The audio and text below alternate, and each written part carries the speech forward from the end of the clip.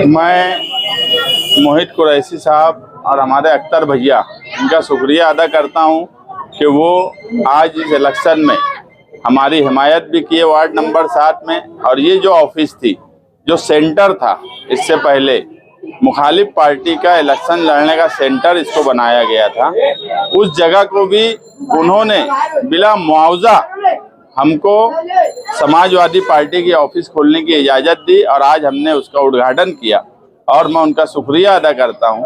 और यहां से इलेक्शनी कामकाज सर्वे नंबर 57 और इस हिस्से का जो है हमारे पार्टी के वर्कर्स जिम्मेदारान यहां से करेंगे। और एक बात आप समझ लीजिए कि मैं जो बार बार बोल रहा हूं कि इस इलेक्शन में मुखालिफ पार्टी के लोगों ने सोशल कामकाज करने वाले और जो उनके वफादार हैं, ऐसे लोगों को टिकट ना देते हुए सिर्फ ठेकेदारों को टिकट देने का काम किया है। और ये वार्ड नंबर 7 में मोहित भैया भी एक मिसाल है कि यहाँ पर उनका सबसे पहले, जब यहाँ कोई उनका नाम लेवा नहीं था, जिन्होंने अपनी एक फील्ड खड़ी की, आज उनको छोड़ दिया गया। मगर हमारे लिए खुशी की बात है कि उनकी बनी फील्ड आज हमको मिल गई और इस वार्ड में 7 नंबर में उनकी भी अपनी एक ताकत है, उनका एक खानदान है। जो वार्ड नंबर 7 में हम चारों कारपोरेटरों के लिए एक मजबूत पैनल जो है हमारा जो चल रहा है, उसमें और मजबूती का काम मोहित भैया ने किया। मैं उनका शुक्रिया अदा करता हूं। आज की मीटिंग के सदर मोहित कुरैशी साहब, मैं उनका शुक्रिया अदा करता हूं कि वो इस इलेक्शन में आज हमारे एक साथी बनकर खड़े हुए और एक ताकतवर साथी हैं। वार्ड नंबर 7 के उम्मीदवार अब्दुल बाकी भाई राशन वाले, जमील सेठ, हुसैन अंसारी और हमारे वहाब भाई जो मुसलसल वार्ड नंबर 7 में समाजवादी पैनल के लिए मेहनत कर रहे हैं। इलेक्शन शुरू हो चुका है, अब सही मायनों में आज निशानी मिल गई, इलेक्शन का माहौल बनना शुरू हुआ। इलेक्शन बहुत कम वक्त का है। आज 3 तारीख को हम यहाँ मीटिंग ले रहे हैं। पहला जलसा हमारा पीर के दिन ख्याबान निशात चौक पर है। 13 तारीख को 5 बजे तक प्रचार का वक्त रहने वाला है। इतने कम वक्त का इलेक्शन, तो मेहनत हम सबको एक साथ आकर करने की जरूरत है। सिर्फ उम्मीदवार ये इलेक्शन पूरी मेहनत से लड़ सकते हैं, ऐसा मुमकिन नहीं है। आप सब साथी, यादी भी आ गई है, आप सब साथी मिलकर इलेक्शन लड़े।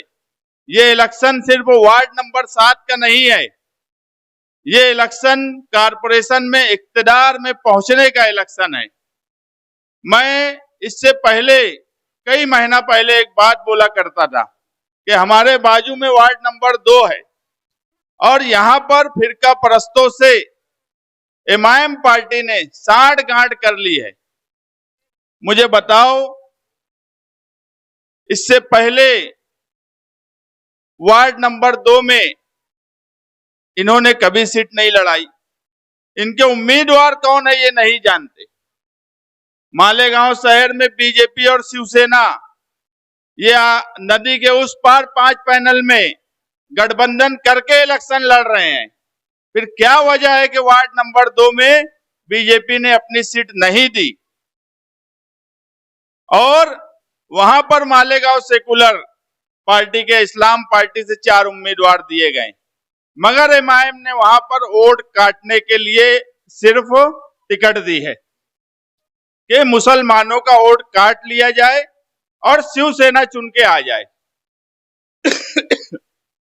अगर बीजेपी वहां सीट नहीं दी, वो मिल गए, तो क्या जरूरत थी एमआईएम को वहां सीट देने की। उनकी कोई ताकत है वहां पर?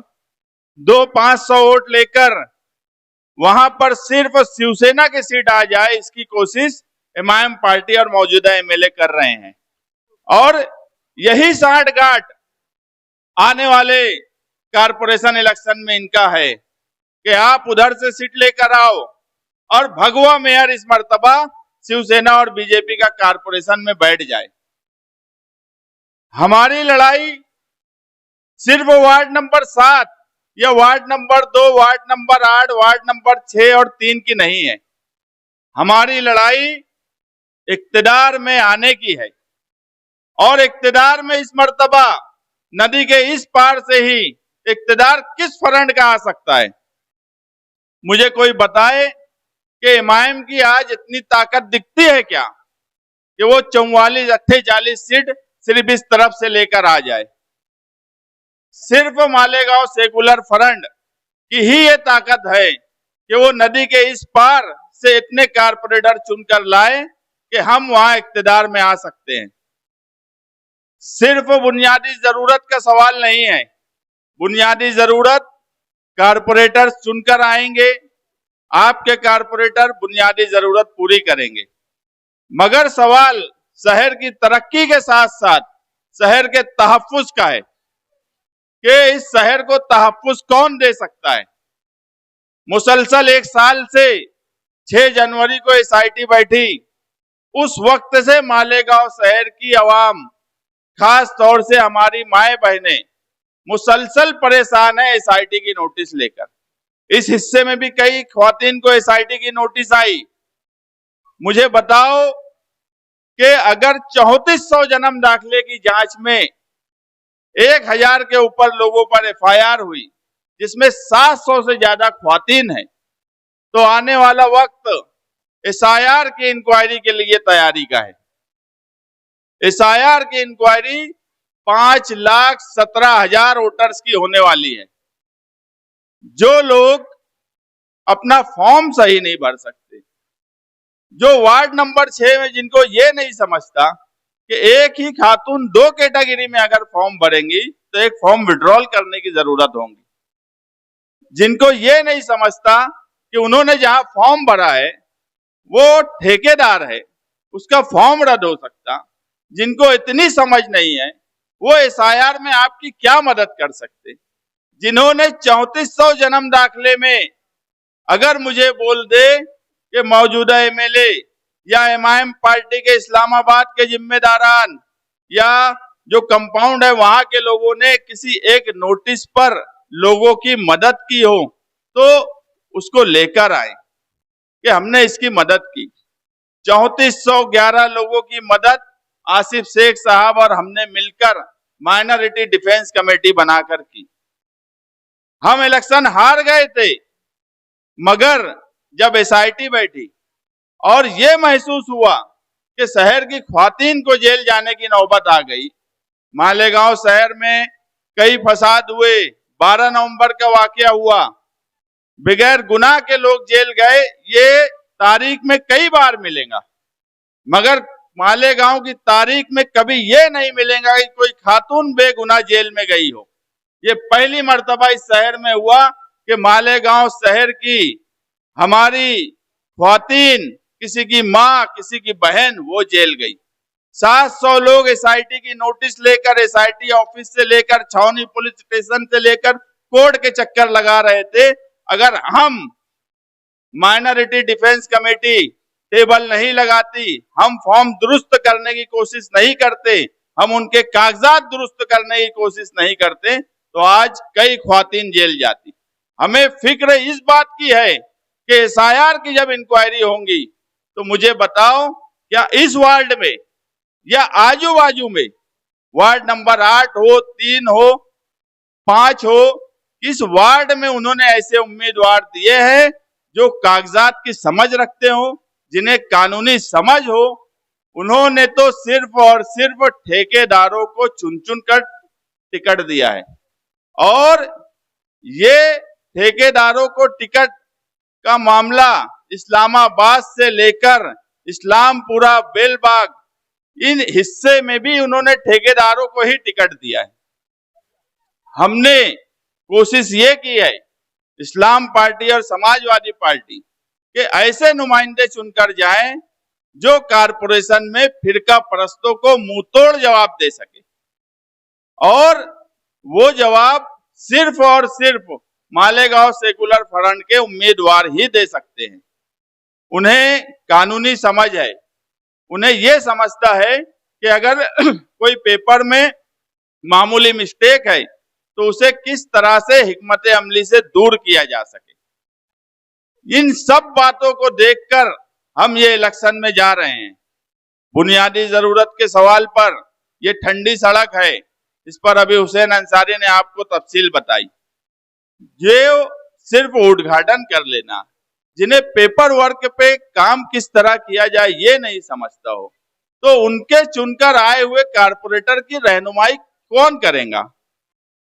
जिनको फिरका परस्तों से मिलजुल कर इलेक्शन लड़ने की जरूरत आज आ गई, उनको एक बात मालूम है कि हमें सिर्फ 20-22 सीट लाना है। मैं बार बार बोल रहा हूं, हमारा टारगेट 44 सीट का है और उनका टारगेट 20-22 सीट का है। आगरा रोड के शुमाली हिस्से में 20 सीट इंशाअल्लाह मालेगांव सेकुलर फ्रंट की आने वाली है। हम वार्ड नंबर 2 में, जहां डायरेक्ट फिरका परस्तों से हमारा मुकाबला है, हम वहां पर बहुत तशवीश में है। हम वहां के लिए अलग हिकमत अमली अपना रहे हैं कि किसी भी सूरत में अगर बीजेपी शिवसेना वहां मिलकर इलेक्शन लड़ रही है, तो हम किस हिकमत अमली से लड़ें कि वहां की एक वोट भी अगर एमआईएम पार्टी काटना चाहती है तो वो ना काट सके। हमें शुमाली हिस्से के 5 पैनल में सबसे ज्यादा अगर फिक्र किसी पैनल की है तो वार्ड नंबर 2 के पैनल की है। आप लोगों का भी रिश्ता उस पैनल में होगा, ताल्लुकात होंगे, आप उस पैनल पे ध्यान दीजिए। वहां की कोई भी, मैं साफ साफ बात बोलता हूं, वहां के मुसलमानों की वोट किसी भी सूरत में फूटना नहीं चाहिए। उसका सीधा फायदा शिवसेना और बीजेपी उठाना चाहती है। ये इलेक्शन बहुत सोच समझ के लड़ने का इलेक्शन है।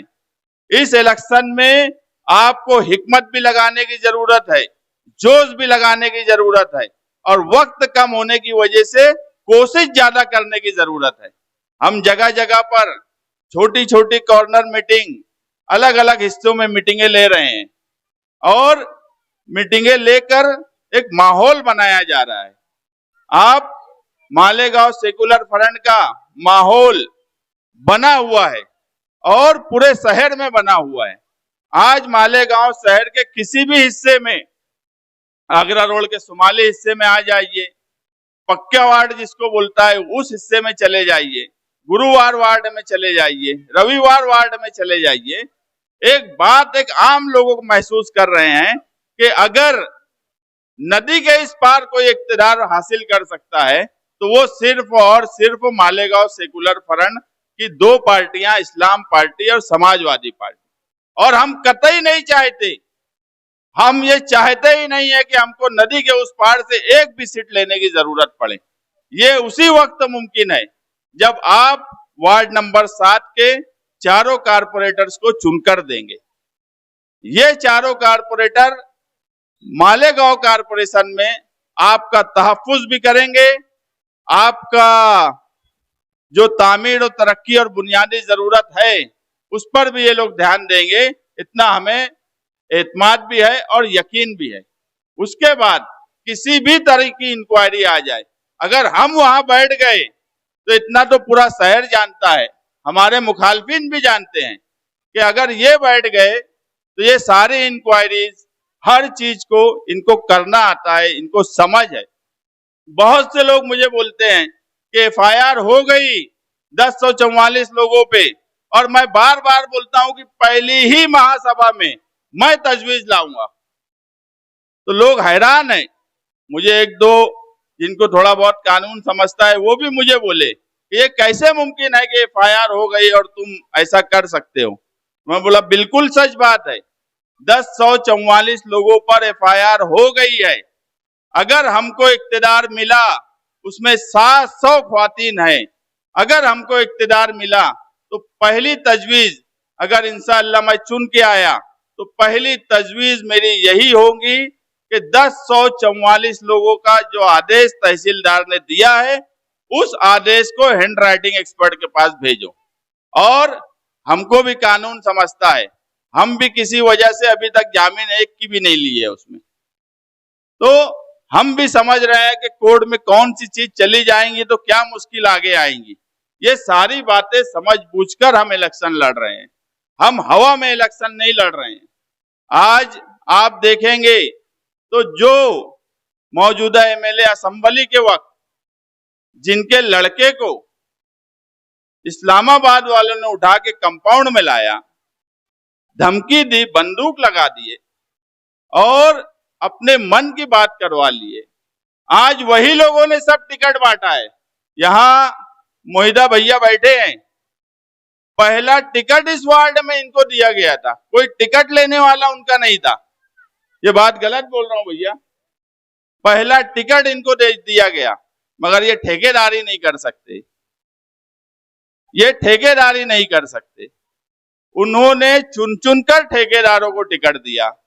ठेकेदारों को टिकट देने में मुझे ऐसा लगता है कि इस मर्तबा मौजूदा एमएलए को भी यरगमाल बना लिया गया। ऐसा लगता था जब टिकट अनाउंस करते थे तो दो लोग जो बाजू में बैठे रहते थे वो पकड़ के लाते थे और बोलते थे ये लिस्ट पढ़ो, वो बेचारे वही लिस्ट पढ़ते थे। बड़े अच्छे तरीके से इलेक्शन में जा रहे थे वो, मगर टिकट के 5 दिन पहले उनको किस तरह से ब्लैकमेल किया गया, डराया गया, क्या किया गया कि अपनी मर्जी के टिकट उनके मुंह से, मतलब लिस्ट उनसे पढ़वाई जाने लगी। जो एमएलए अपनी मर्जी से टिकट नहीं दे सकते, जो आदमी ये नहीं कर सकता कि एसआईटी की रिपोर्ट अगर साल भर होने पे है, 2 सेशन हो गया, एसआईटी की रिपोर्ट मंजरे आम पर ला नहीं सकता, आप बताओ उनके चुन के आए हुए कारपोरेटर महासभा में क्या कर सकते हैं? सिर्फ कुछ कारपोरेटरों को चुनकर दे दिया अगर इस शहर ने, और फिरका परस्तों से जाकर वो मिल लिए जो उनकी बातचीत का एक हिस्सा है, तो आप मुझे बताओ जब बीजेपी और शिवसेना कारपोरेशन में नहीं है, प्रशासक राज है, तो उन्होंने अपनी सब चला ली, क्योंकि कारपोरेशन में महासभा का अपना एक पावर है। सरकार शिवसेना बीजेपी की है, मगर लोकल बॉडीज में महासभा की अपनी पावर है, और उस महासभा से कारपोरेशन के मसले का हल निकालने की जो बात होंगी वो इंशाअल्लाह हम लोग करेंगे। हमारी रहनुमाई आसिफ शेख साहब कर रहे हैं मालेगांव सेकुलर फ्रंट की, और आप सब लोग भी जानते हैं कि उन्हें भी समझता है किस तरह से काम लिया जाए, एक हिकमत अमली से कैसे क्या काम काज किया जाए। अगर सरकार का अपना दबाव होगा उसके बाद भी हम कैसे महासभा चलाएंगे, महासभा में हम किस तरह से इन सब मसाइल का हल निकालेंगे। अगर कारपोरेशन के कर्मचारी जब एसआईआर की इंक्वायरी शुरू होंगी तो घर पट्टी के लोग इंक्वायरी करेंगे, म्युनिसिपल जो कारपोरेशन के टीचर्स हैं वो इंक्वायरी शुरू करेंगे। अब अगर वहां पर इक्तदार बीजेपी शिवसेना का रहा तो मुझे बताओ चलेंगी किसकी? उनकी ही चलेंगी, सरकार उनकी। यहां इक्तदार अगर उनका हुआ तो हम कुछ नहीं कर सकते। अगर हमको इक्तदार मिला, हम अगर इक्तदार में आए तो घर पट्टी वाले कैसे काम करेंगे, किसी का 19-20 है उसको दुरुस्त कैसे किया जाए वो भी हम कर सकते हैं। जहां पर कोई मसले मसाइल रहेंगे, अरे जब हम दोनों असेंबली हार कर जन्म दाखिले से लेके सारे फिरका परस्तों का मुंहतोड़ जवाब दिए और उसमें कामयाब रहे, तो आप सोचिए अगर हम इक्तदार में आ गए तो हमारे पास ताकत होंगी। जब ताकत होंगी तो उस ताकत का इस्तेमाल करके हम फिरका परस्तों को तिगनी का नाच नहीं नचा दिए तो हमारा नाम बदल देना। इतनी ताकत और इतनी समझ हमको आज भी है और इंशाअल्लाह कल भी रहेंगी। हमारी सिर्फ एक ही लड़ाई है कि फिरका परस्तों को हम इक्तदार में किसी सूरत में इस मर्तबा नहीं आने देंगे। ये लड़ाई हमारी है, मगर इस पे अमल 15 जनवरी को आप लोगों को करना है। एक एक वोट, घरों तक मेरी माए बहनें भी सुन रही हैं, एक एक वोट वार्ड नंबर 7 में साइकिल निशान पर आप बटन दबा के दीजिए और हम पर यकीन और एतमाद कीजिए कि आपके तहफ्फुज, आपकी बुनियादी जरूरत की जिम्मेदारी हम 4 कारपोरेटर की इस जगह पर रहेंगी। और मैं आपसे वादा करता हूं कि मालेगांव शहर में सुरक्षा और तहफ्फुज की ढाल बनकर हम कारपोरेशन में रहेंगे। हम ऐसे कारपोरेटर चाहते हैं कि वो आपकी हिफाजत ढाल बनकर वहां पर करें। अगर अभी खियाबान निसात चौक का जलसा हमारा पहला होगा, जब वहां सारी बातें आएंगी कि किला झोपड़पट्टी में क्या हुआ, फिरका परस्तों ने क्या किया, तो किसने बचाया। अगर हम नहीं होते तो जो बुलडोजर की सियासत थी, आरएसएस के लोग पूना से आके बैठे थे, पूना की आरएसएस की लॉबी जिस वक्त किला झोपड़पट्टी का मसला था वो मालेगांव शहर में बैठी थी। पल पल की रिपोर्ट पूना आरएसएस ऑफिस जाती थी और वहां से बंबई हाईकोर्ट के वकला को जाती थी। मैंने कभी नहीं देखा कि 2 घंटे में केविट फाइल कर दिया गया हो। ये भी मैंने देखा कि 2 घंटे में फिरका परस्तों ने केविट दाखिल किया, मगर उसके बाद भी कानूनी लड़ाई हम जीते, आज स्टे लेकर बैठे हैं। आज वो झोपड़पट्टी वो लोग नहीं तोड़ पाए। ऐसी कई झोपड़पट्टी पे आफत आने वाली है। अगर इक्तदार फिरका परस्तों का रहा तो आप समझ लीजिए कई झोपड़पट्टी इसकी जद में होंगी। कई जगह ऐसी है, मैं ये बात इससे पहले भी नहीं बोलना चाहता था, मगर अब इलेक्शन एकदम सीधा सीधा है। फिरका परस्त और सेकुलर फ्रंट, कई बस्तियां ऐसी है जहां मस्जिद बनी हुई है। ऐसी जगह की हिफाजत, ठीक है, अगर कुछ 19-20 मामला है भी, मगर उसकी हिफाजत करने की जिम्मेदारी मालेगांव शहर के हर मुसलमान की है, हमारी खुद की है। और इन सब मसलों पर आप दिल पर हाथ रख के बोलिए। आप सोचिए पिछले 1 साल से कि ये सारे मसले पर हमसे बेहतर कोई लीडर, हमसे बेहतर शहर का कोई जिम्मेदार अगर इन मसले पे काम कर सकता है कि अपने दिल पर हाथ रख के पूछिएगा, खुद से सवाल करिए। और अगर आपको लगता है कि नहीं हम बेहतर नुमाइंदगी कर सकते हैं, हम इन मसलों पर हम अच्छे तरीके से आपकी हिफाजत कर सकते हैं, आपका तहफ्फुज कर सकते हैं, तो आप हमें वोट दीजिए। हम ये नहीं बोलते कि आप सोचिए मत। देखो अभी आएंगे, अजीब अजीब बातें होंगी इलेक्शन में। मुद्दों पर इलेक्शन लड़ा ही नहीं जाता है मुखालिफ की तरफ से। हंसी मजाक, चुटकुले, कहानी, इन सब पर तकरीरें होंगी, मगर आप मुद्दों से भटकिए मत। आप मुद्दे की बात सोचिए, खुद से आप बात कीजिए कि साल भर में जितने मसाइल आए हैं, अगर आपको लगता है कि मौजूदा एमएलए ने आपकी नुमाइंदगी की है इन मसाइल पर, या इन मसाइल को हल करने की ताकत है, या इन मसाइल को हल वो कर सकते हैं जो इंसान एसआईटी की रिपोर्ट शायद नहीं करवा सकता, क्योंकि वो सरकार से एसआईटी बनी है। मैं बार बार बोलता हूं कि वहां पर असेंबली हॉल में मैं नहीं बोल सकता, आसिफ शेख साहब नहीं बोल सकते। हम उनकी जिम्मेदारी, मौजूदा एमएलए की जिम्मेदारी थी कि एसआईटी की रिपोर्ट शाये करवाकर जो मालेगांव शहर की बदनामी हो रही थी बार बार, बांग्लादेशी, रोहिंग्या, पाकिस्तानी, उस पिक्चर को इन्होंने साफ क्यों नहीं किया? सिर्फ इसलिए नहीं किया कि महाराष्ट्र का इलेक्शन है कारपोरेशन का, जिसे मिनी असेंबली बोला जा रहा है।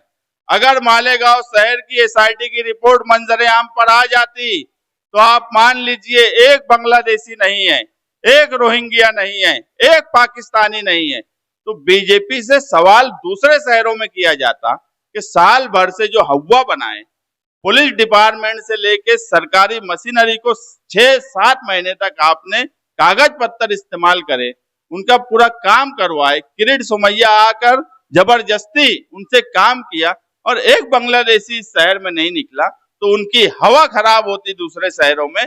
सिर्फ इसलिए मौजूदा एमएलए ने एसआईटी के मामले में 2 सेशन में एक बार भी ये बात नहीं बोली कि एसआईटी की रिपोर्ट शाये करो। आप इस इलेक्शन को बहुत सोच समझकर हर तरीके से सोचिए, अपनी घर की औरतों के बारे में सोचिए, अपने बच्चों के बारे में सोचिए, अपने मुस्तकबिल के बारे में सोचिए कि आपको तहफ्फुज कौन दे सकता है, आपकी बुनियादी जरूरत को कौन पूरी कर सकता है, और सोचने के बाद आप वोट दीजिए। मैं बार बार बोल रहा हूं कि आप सोचिए, समझिए, उसके बाद फैसला कीजिए और आने वाली 15 जनवरी को वार्ड नंबर 7 में 4 निशानी रहेंगी, साइकिल निशान पर वोट दीजिए। और हम आप सब लोगों से दोबारा गुजारिश करते हैं कि आप इतनी भरपूर वोट साइकिल निशानी पर दीजिए कि ये वार्ड में जो निहाल साहब का और रशीद साहब का वार्ड माना जाता है, इत्तेहाद के साथ अगर इस वार्ड नंबर 7 में वोट हुई तो मुझे नहीं लगता है कि सामने वाले की जमीन भी बचेंगी। इसलिए 15 जनवरी को आप सब मिलकर साइकिल निशान पर भरपूर वोट दीजिए। शुक्रिया।